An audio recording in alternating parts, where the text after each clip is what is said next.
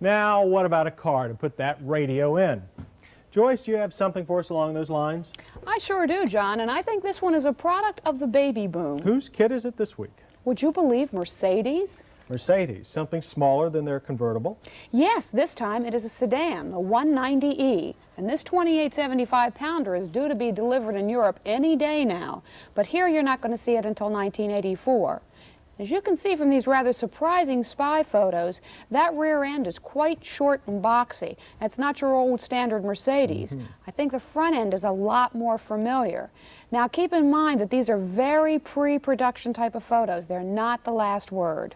Well, now their current small sedan is the 240D. Now, how is this going to compare to that in size?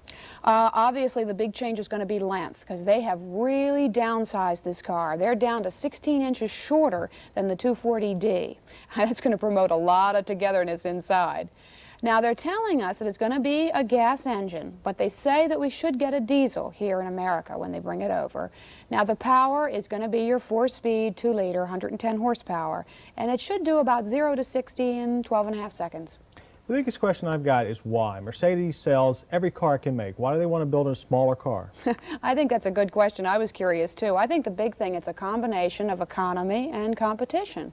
I mean, basically this lightweight contender is going to come into about 27 miles per gallon city and maybe 30, 35 for the highway. And the big thing is, though, this is going to be competing with the 320i and the Cadillac market. If you can take a look at this artist rendering, you'll see that it's about the same size as the 320i. Now, don't worry, because inside we're going to see that same standard luxury that Mercedes always gives us. You'll find your air conditioning, power steering, power door locks, the dual mirrors, the AM/FM stereo cassette, and the forged alloy wheels. Now, as for a model, I think you're going to see a 4-door model. And I'm saying thinking because they've told us again that maybe now there's going to be a 2-door model. And look for that 4-door to be priced somewhere around $4,000 to $5,000 a door.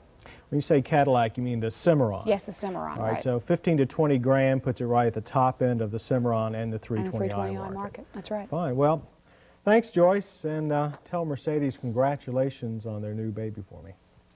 Well, that 190e won't have to work nearly as hard as our next road test subject.